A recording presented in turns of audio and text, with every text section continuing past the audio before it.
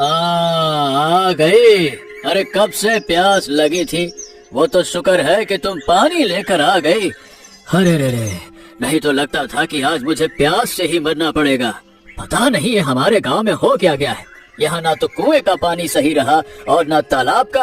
अरे वो तो तुम हो जिसकी वजह से हम लोगों को पीने का पानी सही से मिल पा रहा है, नहीं तो प्यासे मर जाए हम तो। सेठ जी चिंता मत करिए, मैं पानी भरकर आप लोगों को देती हूँ और इसी से मेरे घर में 2 रुपए आते हैं, जिनसे मैं अपनी बूढ़ी माँ का इलाज भी कराती हूँ, जिससे हम दोनों का घर चलता है। आपका भी काम हो जाता है और मेरा भी। मैं अब चलती हूँ, मुझे और भी लोगों को पानी भरकर देना है। दिया वहाँ से चली जाती है। तभी सेठ परेशान हो जाता है। हाँ बेचारी, सुबह से लेकर शाम तक पूरे गांव वालों को पानी भर भर के देती है। बताओ भला कितनी तकलीफ में है, और ऊपर से 2-4 रुपए में अपनी बूढ़ी माँ का इलाज करती है। सच में बहुत तकलीफ में है बेचारी। काश इतना संघर्ष ईश्वर किसी की जिंदगी में ना दे। हाँ। सेठ परेशान हो जाता है। वहीं दिया रहस्यमयी मुस्कान के साथ आगे बढ़ जाती है। चलो, पूरे गांव वालों का मैंने विश्वास तो जीत ही लिया है। अब मैंने जो सोचा है वह मैं पूरा करके ही रहूंगी। दिया मुस्कुराते हुए तालाब की तरफ बढ़ जाती है और वो पानी लेकर वापस गांव की तरफ आ ही रही होती है कि तभी एक भिखारी रास्ते में मिल जाता है। पानी, प्यास लगी है, कोई पानी दे दो। पानी, थोड़ा सा पानी पिला दो। हाँ, क्यों नहीं, मैं तो बनिहारिन हूँ, प्यासे को पानी जरूर पिलाती हूँ। रुक जाइए, मैं अभी आपको पानी पिलाती हूँ। फिर दिया भिखारी को पानी पिलाने लगती है।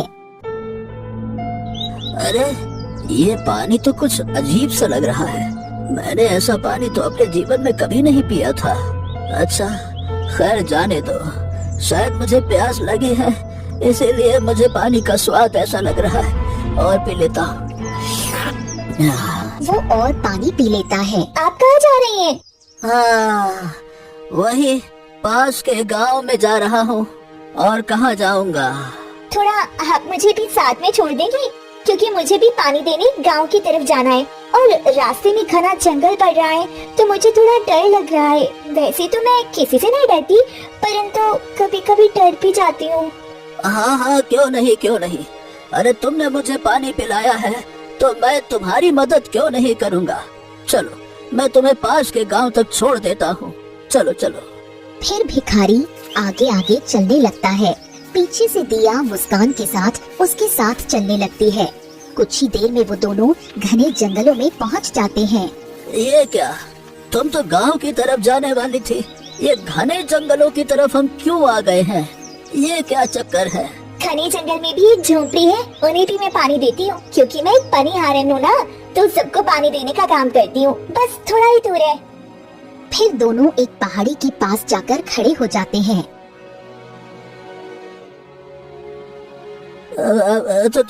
तुम यहाँ क्यों आई हो?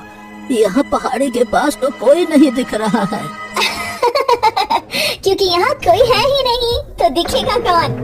दिया भिखारी को पहाड़ी के अंदर बने एक विचित्र द्वार में धक्का दे देती है और बाहर से दरवाजा बंद कर देती है।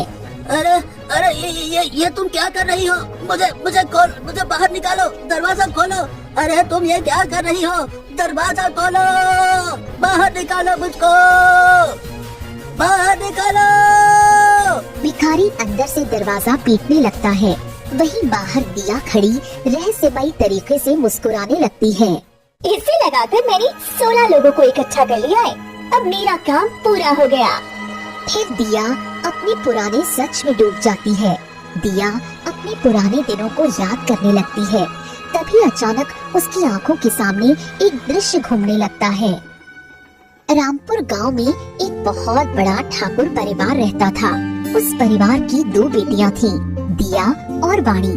दिया बेहद खूबसूरत थी, लेकिन उसे एक पास के गांव के लड़के से प्रेम हो गया था। एक दिन वो अपने पिता ठाकुर के पास जाकर अपनी बात रखने का फैसला करती है। क्या हो गया बेटी, तुम आज बड़ी परेशान दिख रही हो, क्या बात है? पिताजी, मैं एक लड़की से प्रेम करती हूँ और मैं उससे ही विवाह करना चाहती हूँ। ओहो, ये तुम कैसी बातें कर रही हो दिया? अरे तुम नहीं जानती क्या, हम ठाकुर परिवार हैं। हमारे गांव में हमारी बहुत इज्जत है। हमारी मूंछ पर दिया गया ताव, अगर हमने मूंछ पे हाथ फेर दिया तो लोग सर झुका देते हैं। इतनी इज्जत है हमारी, और हम किसी अरे गहरे नत्थु गहरे से तुम्हारी शादी कर दें क्या? नहीं, ऐसा हरगिज नहीं होगा, भूल जाओ उसे तुम। नहीं पिताजी, मैं उससे बहुत प्रेम करती हूँ और मैं उसे कभी नहीं भूल सकती। मैं उससे विवाह करना चाहती हूँ, आप मेरी शादी उससे करवा दीजिए ना। देखो, हम ठाकुरों को अपनी बेटी से ज्यादा अपनी इज्जत प्यारी होती है। अगर तुमने मेरी इज्जत पर दाग लगाने की कोशिश की तो बेटे समय नहीं लगेगा तुम्हारी जान लेने में, लेकिन हम अपनी इज्जत पर दाग नहीं लगने देंगे। इसलिए हम प्यार से समझा रहे हैं, चली जाओ यहाँ से, और आज के बाद उस लड़के से मिलने की कोशिश भी मत करना। हाँ। देखो पिताजी, मैं उसे कभी किसी कीमत पर भी भूल नहीं सकती। एक बार ये तो पूछ लो, वो कौन है? क्या पता वो आपको सच में पसंद आ जाए। आपकी सोच से भी बढ़कर निकल सकता है वो। बस, वो चाहे सोने का भी क्यों न हो, हम उससे तुम्हारा विवाह नहीं करेंगे, मतलब नहीं करेंगे। अपनी मर्जी से करूंगा तुम्हारा विवाह, देखभाल के करूंगा। जिंदगी के फैसले जज्बात में नहीं होते हैं, बहुत सारी चीजें देखनी पड़ती हैं तो विवाह होता है। मैं भी अपनी जिंदगी का फैसला कर चुकी हूँ। ये सुनकर ठाकुर समझ गया दिया को समझाने का कोई फायदा नहीं है। उसने चिल्लाते हुए कहा, मंगरू, ये खड़े खड़े देख क्या रहा है? ले जाकर इसे कमरे में बंद कर दे, और ध्यान रहे कि ये भाग न पाए। मैं जल्द ही इसका विवाह किसी अच्छे लड़के से कर दूंगा, ले जा इसको। फिर ठाकुर वहाँ से चला गया। दिया अपने कमरे में जाकर फूट फूट कर रोने लगी। नहीं पिताजी, आप मेरे प्रेम को नहीं समझ रही। मैं पूरी साल भर से उससे प्रेम करती हूँ, उसके बिना मैं नहीं रह सकती। मैं तो विवाह उसी से करूँगी। दिया बहुत परेशान हो गई। आधी रात होते ही वो हवेली के पीछे के दरवाजे से भागने की कोशिश करती है। तभी उसकी छोटी बहन वाणी सामने आकर खड़ी हो जाती है। दीदी, ये तुम क्या कर रही हो? नहीं, तुम इस तरह घर छोड़कर नहीं भाग सकती। देखो बहन, तुम जानती हो कि मैं अपने प्रेमी से कितना प्रेम करती हूँ, उसके बिना मैं रह नहीं सकती। पिताजी हम दोनों का विवाह कभी नहीं कराएंगे, इसलिए मुझे यहाँ से जाना पड़ रहा है। नहीं दीदी, आप कैसी बातें कर रही हो? मैं आपसे बहुत प्रेम करती हूँ और आपके बिना नहीं रह सकती। अगर आप जा रही हो तो मुझे भी अपने साथ ले चलो। वैसे भी अगर तुम भाग गई तो पिताजी मेरी जिंदगी नर्क बना देंगे। मैं नहीं चाहती कि आपकी वजह से मेरी जिंदगी बर्बाद हो। ये तुम कैसी बातें कर रही हो? मैं तुमको अपने साथ कैसे ले जा सकती हूँ? दीदी, आपके जाने के बाद पिताजी मेरे साथ क्या करेंगे? दीदी, ईश्वर के लिए मुझ पर रहम करो और मुझे अपने साथ ले चलो। हाँ, तुम बात तो सही कह रही हो। मैं भी ये सोचकर बहुत परेशान हो रही थी, तुम्हारे बिना कैसे रहूंगी। तुम भी मुझसे बहुत प्रेम करती हो और मुझे पूरा यकीन है मेरा प्रेमी तुम्हें भी अपनी छोटी बहन मानेगा। वो बहुत ही अच्छा इंसान है। जी दीदी, मैं आपके साथ चलने के लिए तैयार हूँ। फिर वाणी और दिया दोनों आधी रात होते ही हवेली से भाग जाते हैं। घने जंगलों से होते हुए वो एक झोपड़ी में पहुंचते हैं और वहीं रुक जाते हैं। तभी अंदर से रमाकांत बाहर आता है। रमाकांत, देखो मैं सब कुछ छोड़कर आ गई हूँ। अपनी हवेली, अपने पिताजी और अपनी पूरी सुख सुविधा को छोड़ दिया है। मैं तुमसे बहुत प्रेम करती हूँ, अब तुम मुझसे विवाह कर लो। रमाकांत कुछ नहीं बोलता और बस मुस्कुराने लगता है। तभी उसकी नजर वाणी पर पड़ जाती है। ये बताओ, ये क्या, ये तुम्हारी छोटी बहन है क्या? हाँ, ये मेरी बहन है। तुम्हारी बहन तो बड़ी ही खूबसूरत है। वाह, अद्भुत अद्भुत, इतनी खूबसूरत लड़की तो मैंने पहले कभी नहीं देखी। देखो, ये सब बातें छोड़ो। तुम जानते हो ना कि मैं तुमसे कितना प्रेम करती हूँ, लेकिन मेरी बहन भी मुझसे बहुत प्रेम करती है और मैं इसे छोड़ नहीं पाई, इसलिए इसे साथ ले आई हूँ। अब तुम जल्दी से मुझसे विवाह कर लो, फिर मैं अपनी बहन को भी इसी घर में रखूंगी। तुम इसे अपनी छोटी बहन मान लेना और हम तीनों साथ में अच्छा जीवन जिएंगे। दिया बातें कर ही रही होती है, वहीं रमाकांत वाणी को घूरकर देखने लगता है। ये क्या, मैं तुमसे बात कर रही हूँ, तुम मेरी बहन को क्यों देख रहे हो? अरे तुम्हारी बहन खूबसूरत ही इतनी है कि मैं उससे नजर नहीं हटा पा रहा। मैंने कभी इतना ध्यान से नहीं देखा था। अब मैं तुम्हारी बहन से ही विवाह करूंगा। बड़ा की खूबसूरत है ये। ये तुम कैसे बातें कर रहे हो? हम दोनों इतना प्रेम करते हैं और तुम मेरी बहन से विवाह करोगे? नहीं, ऐसा नहीं हो सकता। तुम मुझसे विवाह करोगे, ये बहुत गलत है। ओहो, प्यार किया, दिमाग खराब कर दिया तुमने। देखो, पहले मुझे लगा कि तुम ही सबसे खूबसूरत हो, लेकिन तुम्हारी छोटी बहन ये तुमसे भी ज्यादा खूबसूरत है। इसीलिए मेरी पत्नी अब तुम्हारी छोटी बहन ही बनेगी। क्यों वाणी, क्या कहती हो? देखो, ये बहुत गलत है। मैं अपनी छोटी बहन को तुम्हें छूने भी नहीं दूंगी, इसलिए मेरी बहन से दूर रहो। ऐसे कैसे नहीं, अब तू ही अपनी बहन से मेरा विवाह कराएगी। अरे चल इधर आ। फिर रमाकांत जल्दी से वाणी को अपनी तरफ खींच लेता है और उसके गले पर चाकू रख देता है। अब जल्दी से हाँ बोल दे, वरना मैं तुम्हारी बहन को जान से मार दूंगा, क्योंकि मेरी पत्नी तो अब ये वाणी बनेगी। क्यों वाणी? दीदी मुझे बचाओ, दीदी मुझे इससे विवाह नहीं करना है। दीदी मुझे बचा लो, मैं तुम्हारे भरोसे आई थी। दीदी, ईश्वर के लिए मुझे बचा लो दीदी। ये तुम क्या कर रहे हो? छोड़ दो मेरी बहन को। मेरी बहन तुमसे विवाह नहीं करना चाहती। तुम ऐसा क्यों कर रहे हो उसके साथ? अरे ज्यादा हिल मत। बस। ये फालतू की नौटंकी मत कर। मैं कुछ भी नहीं सुनने वाला। मैंने कह दिया तो कह दिया। तुम लोगों को वाणी के लिए हाँ करना पड़ेगा, मतलब पड़ेगा।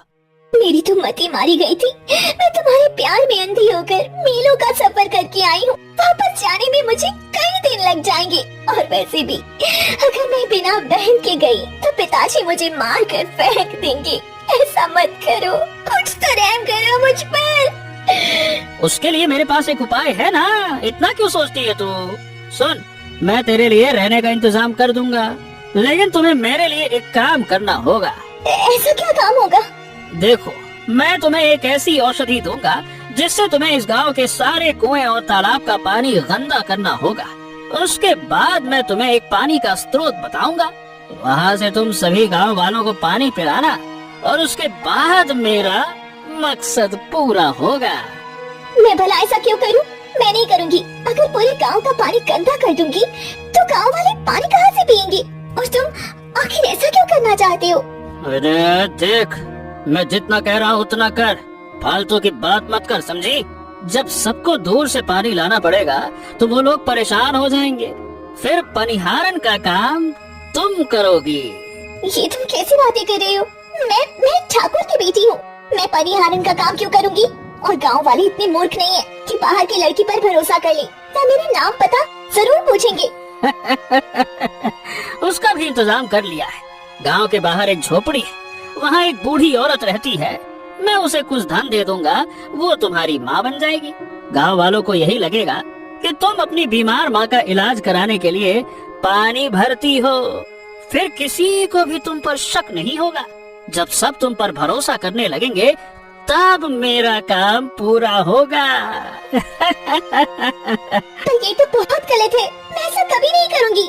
नहीं दीदी, ऐसा मत करो, मुझे बचा लो, मुझे मरना नहीं है। दीदी मेरी रक्षा करो दीदी, मैं आपसे कितना प्रेम करती हूँ और आप मुझे मरते हुए कैसे देख सकती हो दीदी? ठीक है, तुम मेरी बहन को कुछ मत करना, मैं ये करने के लिए तैयार हूँ। मैं आज ही पूरी गांव के कुएं और तालाब का पानी गंदा कर दूंगी, बस मेरी बहन को कुछ मत करना। ये हुई ना बात। अरे अब तुम कहलाई मेरी अच्छी प्यारी दिया। चलो, अब तुम बहुत होशियार हो गई हो। अरे चलो चलो चलो, अब जल्दी से जाओ जाओ जाओ जाओ जाओ जाओ जाओ। अरे रुको रुको, पहले औषधि तो लेती जाओ। हाँ, ये लो, जितने भी कुएं और तालाब है उनमें थोड़ा थोड़ा डाल देना। इससे पूरे गांव का पानी नीम की तरह कड़वा हो जाएगा, कोई भी उसे पी तो पाएगा नहीं। फिर तुम जो पानी दोगी उसका स्वाद सबको अच्छा लगेगा। चलो चलो चलो चलो, भाग के जाओ जाओ जाओ जाओ। दिया ना चाहते हुए भी वो औषधि लेकर वहाँ से निकल पड़ती है। वो गांव के सभी कुएं और तालाब में वो औषधि डाल देती है। मुझे माफ कर दो गांव वालों, मैं क्या करूं, मैं मजबूर हूँ। पानी सबका जीवन है और आज मैं अपने हाथों से उससे जहरीला बना रही हूँ। मुझे माफ कर दो। फिर दिया रोते हुए तालाब का पानी गंदा कर देती है। ऐसे ही 2 दिन बीत जाते हैं। पूरे गांव में अफरा तफरी मच जाती है। सभी गांव वाले चौपाल पर इकट्ठा हो जाते हैं। कुएं और तालाब का पानी इतना कड़वा हो चुका होता है कि कोई पी नहीं पा रहा था। मुखिया सबकी परेशानी देखकर चिंता में पड़ गया। अरे ये क्या हो गया? ये हमारे गांव में इतनी बड़ी समस्या आ गई। कुएं और तालाब का सारा पानी ये एकदम नीम जैसा तीखा कैसा हो गया? ओहो, थू थू थू थू थू थू। हाँ, सच में मुखिया जी, आप बिल्कुल ठीक कह रहे हैं। मेरे परिवार वालों ने तो 2 दिन से ढंग से पानी तक नहीं पिया। हम लोग घने जंगलों से जाकर 1 घड़ा पानी लेकर आए हैं। भला अब इस तरह से कब तक चलेगा? बताइए भला, हमारे गांव की समस्या दिन प्रतिदिन बढ़ती ही जा रही है। अब हम लोग पानी कैसे पिएंगे? वही तो, ये तो मुझे भी समझ में नहीं आ रहा है। आखिर हमारे कुएं और तालाब का पानी इतना तीखा कैसे हो गया, जैसे किसी ने उसमें पूरा नीम का पेड़ ही डाल दिया हो। इतना कड़वा लग रहा है कि पीने लायक तक नहीं बचा। हाँ।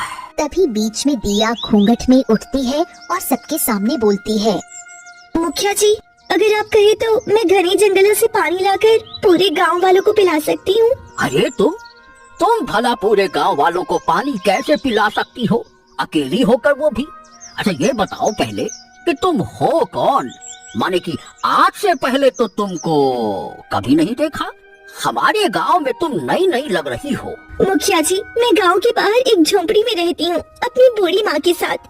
मेरी माँ बहुत बीमार है और मेरे पास ढंग का कोई काम भी नहीं है। गांव की ये पानी वाली समस्या बहुत बड़ी है, इसलिए मैं सोच रही हूँ कि क्यों ना मैं ही सबको पानी पिलाऊं। वैसे भी मैं ज्यादा पैसे नहीं लूंगी, बस 1 ही सिक्का काफी है। दिन भर में जिस घर में जितना पानी लगेगा मैं देने के लिए तैयार हूँ। हैं? हाँ, ये बात तुम ठीक कह रही हो। वैसे भी हमें पनिहारन रखना ही पड़ेगा। कोई भी आदमी घर का काम छोड़कर इतना दूर से पानी लाने तो नहीं जा सकता। अच्छा ठीक है, चलो, अगर तुम 1 सिक्के में गांव वालों को पानी पिला सकती हो तो हम सब तुम्हारे हाथों से ही पानी पिएंगे। लेकिन ये बताओ कि तुम अपना चेहरा क्यों ढक के रखती हो? जरा चेहरा तो दिखाओ। जी, क्योंकि मेरी माँ कहा करती है कि किसी भी लड़की को अपना चेहरा किसी को नहीं दिखाना चाहिए, इसीलिए मैं अपना चेहरा किसी को नहीं दिखाना चाहती। अच्छा चलो ठीक है। तुम्हारी माँ ने तुम्हें वाकई में बहुत अच्छे संस्कार दिए हैं। ठीक है, तो आज से हमारे गांव के जितने भी घर हैं, सबको पानी तुम ही दोगी। इससे तुम्हारा भी भला होगा और हमारे गांव का भी भला होगा। ठीक है, चलो ठीक है। इतने समय से मैं पूरे गांव वालों को पानी पिला रही हूँ और सबको अपना आदी बना लिया है। अब मुझे जल्दी से आगे का सोचना होगा कि मुझे क्या करना है, वरना सब कुछ बर्बाद हो जाएगा। इतना कहकर दिया बहुत परेशान होकर रमाकांत के पास जाती है। आओ दिया, आओ। बताओ कैसे आना हुआ?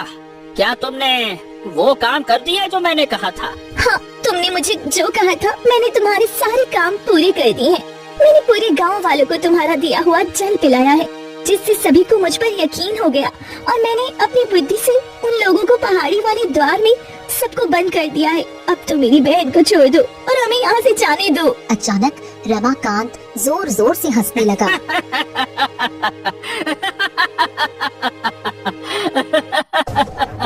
हंसते हंसते अचानक वो अपने असली बूढ़े रूप में बदल गया, जिसे देखकर दिया घबरा गई। ये क्या, तुम अभी तो इतने खूबसूरत और नौजवान थी, अचानक इतने भयानक कैसे हो गए? ऐसा लग रहा है जैसे तुम अब 95 साल की बुढ़ी हो। ये सब कैसे हो गया? तुम्हारे लिए मैंने अपने पिताजी, अपनी हवेली और सारी सुख सुविधाएं छोड़ दी और अब तुम इतनी बदसूरत कैसे हो गए? क्या तुम कोई जादूगर हो? नहीं, मैं कोई जादूगर नहीं हूँ।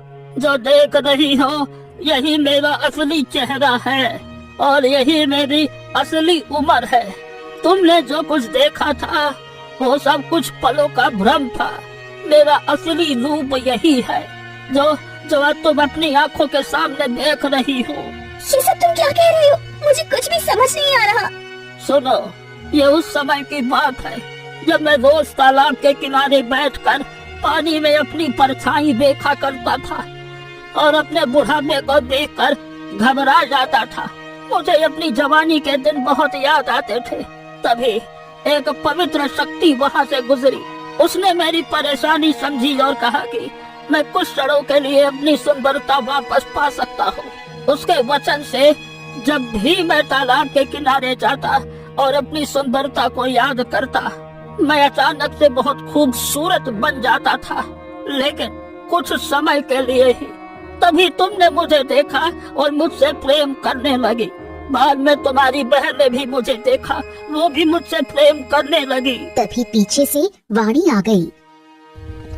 दीदी, ये जो कह रही है वे बिल्कुल सच है। मैं आपसे पहले इनसे प्रेम करती थी। एक दिन जब मैं तालाब के किनारे से गुजर रही थी तो इनकी सुंदरता देखकर मोहित हो गई। मैंने कई बार इनसे प्रेम भरी बातें की, लेकिन जब मुझे पता चला कि ये असल में बूढ़ी हैं और मैंने इनका असली रूप देख लिया तो मैं इन्हें छोड़कर चली गई। फिर भी इनकी याद मुझे बहुत सताती रही। मैं इनके बिना नहीं रह पाई, इसलिए मैं वापस आई और कहा कि मैं इनके बिना नहीं रह सकती। चाहे आप जैसे भी हो, मेरा प्यार नहीं बदला और मैं आपके साथ जिंदगी बिताना चाहती हूँ।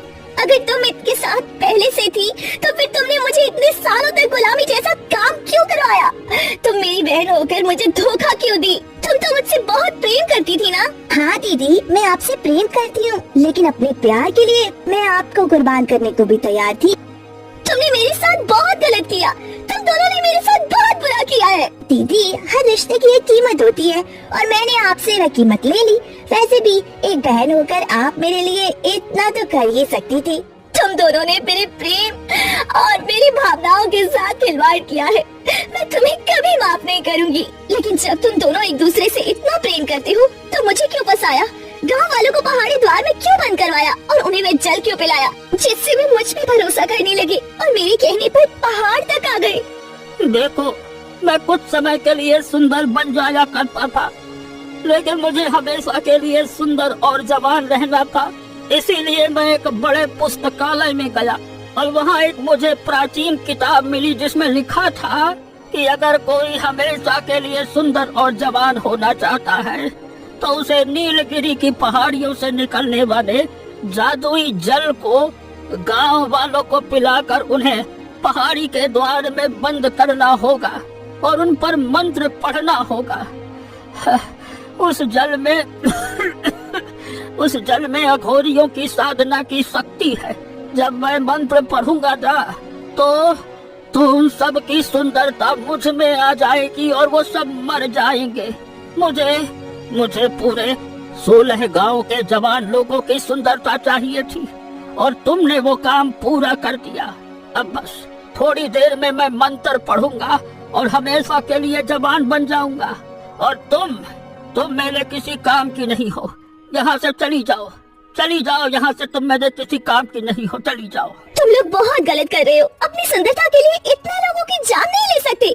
मैं ऐसा नहीं होने दूंगी, चाहे मुझे अपनी जान ही क्यों ना देनी पड़े। दीदी, आप कुछ नहीं कर सकती। इतने सालों से आपने हमारे लिए सिर्फ काम ही किया है। अब यहाँ से चली जाओ। अगर आपने एक शब्द और कहा तो हम आपको जान से भी मार सकते हैं, लेकिन आपने हमारे लिए इतना किया है इसीलिए आपको छोड़ रहे हैं। जहाँ जाना है चली जाओ, हमारी खुशियों के बीच मत आना।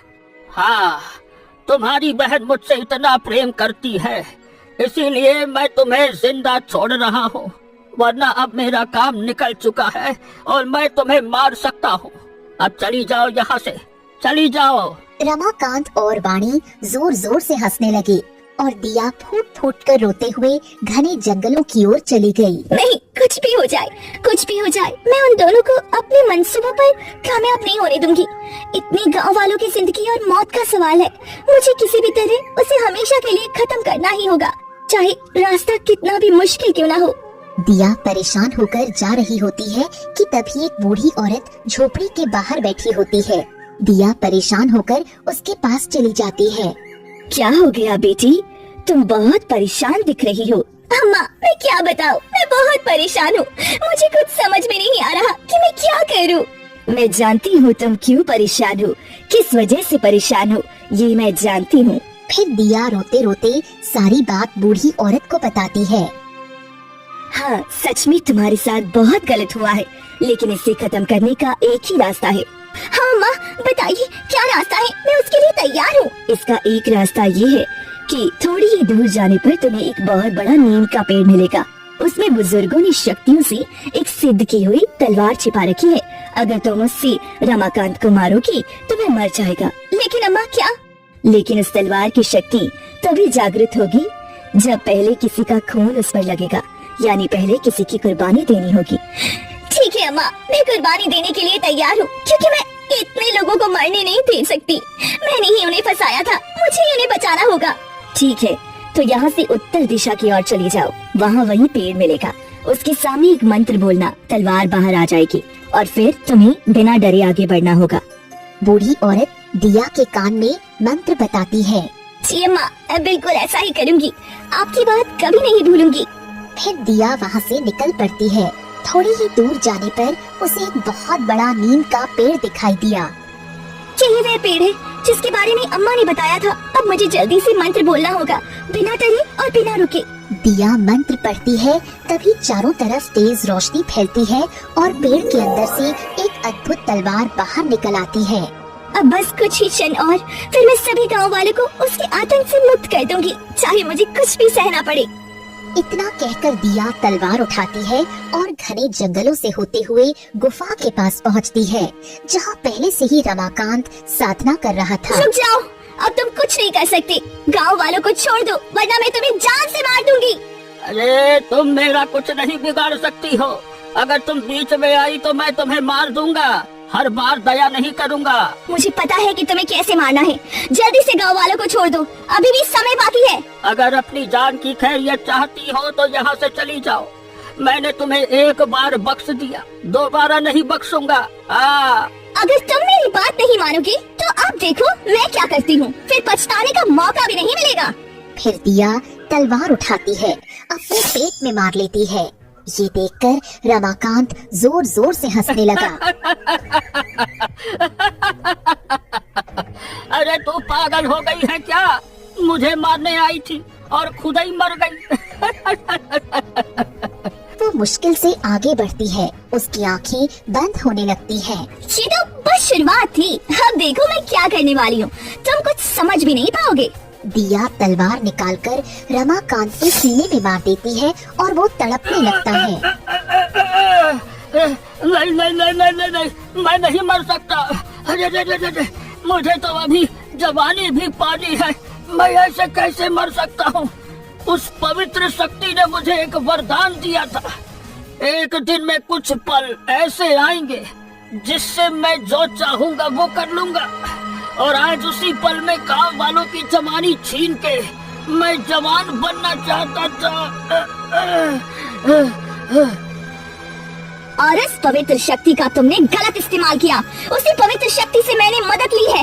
ये तलवार उन्हीं की शक्ति से बनी है। बस इसकी शक्ति जागृत करने के लिए मुझे अपनी कुर्बानी देनी थी और मैं दे चुकी हूँ। अब तुम भी नहीं बचोगे। रमाकांत चीखने चिल्लाने लगता है और कुछ ही पलों में जलकर राख हो जाता है। तभी पीछे से वाणी भागते हुए आती है। दीदी दीदी, ये आपने क्या किया? नहीं, आप ऐसा नहीं कर सकती थी। आपने मेरे प्रेमी को क्यों जान से मार दिया? तुम और मैं दोनों बहुत गलत करने जा रही थी।